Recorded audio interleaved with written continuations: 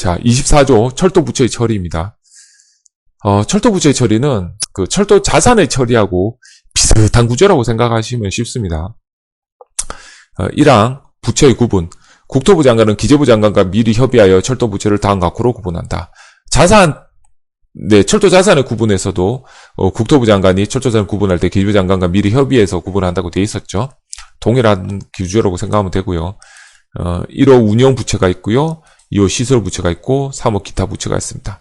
기타 부채는 1호와 2호의 철도 부채를 제외한 1호와 2호의 철도 부채를 제외한 부채로서 철도 산업 특별회계가 부담하고 있는 철도 부채 중 공공자금 관리 기금에 대한 부채라고 명시되어 있습니다. 그러니까 철도 사업이 특별회계, 철도 사업은 특별회계가 담당을 했던 것으로 제가 알고 있고요. 왜냐하면 일반회계는 그 정부는 일반회계로 했을 때 수입은 세금이잖아요.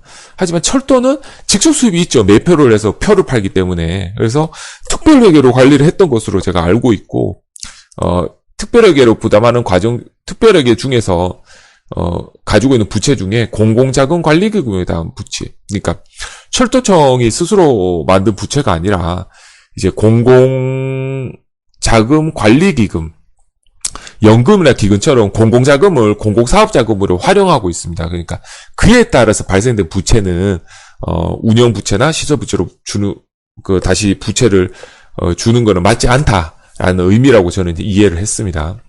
다음 2항 부채 포괄 승계. 운영부채는 한국철도공사가, 시설부채는 국가철도공단이, 기타 부채는 일반회계가 포괄하여 승계한다.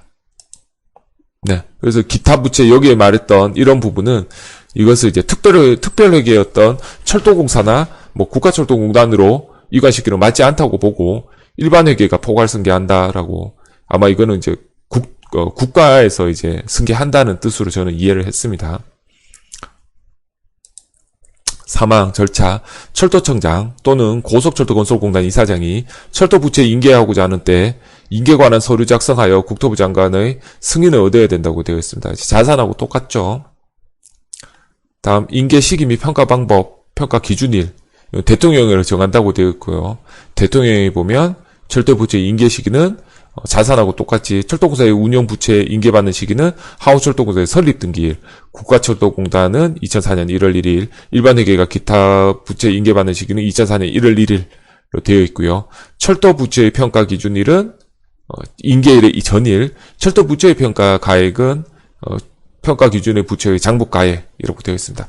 자산 같은 경우에는 아까 여기에서 국유재산법에 정하는 바에 따른다고 한국철도공사에 대해서는 되어 있었는데, 부채에 대해서는 그렇게 되어 있지 않죠. 그것은 자산은 2005년 이후에도 이 자산이 철도공사로 계속 이관되는 경우가 있는데, 이 부채 같은 경우에는 2005년 이후 철도청이 없어졌는데 철도청에서 발생된 부채를 철도공사에 뭔가 넘기는 상황은, 그러니까 2005년 이후에 철도청의 부채가 다시 생기는 상황은 아마 없을 거라고 생각이 됩니다. 합리적으로 생각했을 때. 그래서 그 내용은 없는 것으로 보여집니다. 그래서 자산과 부채의 요 평가 기준과 평가 가액이 한국철도공사에 대해서는 다르다는 거, 이해를 해주시기 바랍니다.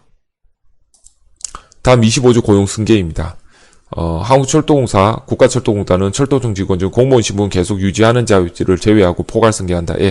당시 아마 공무원에 계속 남고 싶다고 한 사람들은 아마 다른 부서처럼 이게 이제 이동하거나 했을 것이고, 그렇지 않은 사람들은 한국철도공사나 국가철도공단으로 승계했던 것으로 생각이 되고요. 국가는 고용이 승계된 자에 대해서는 급여나 퇴직급여에서 불이익이 발생하지 않도록 필요한 조치를 해야 한다고 그렇게 명시하고 있습니다.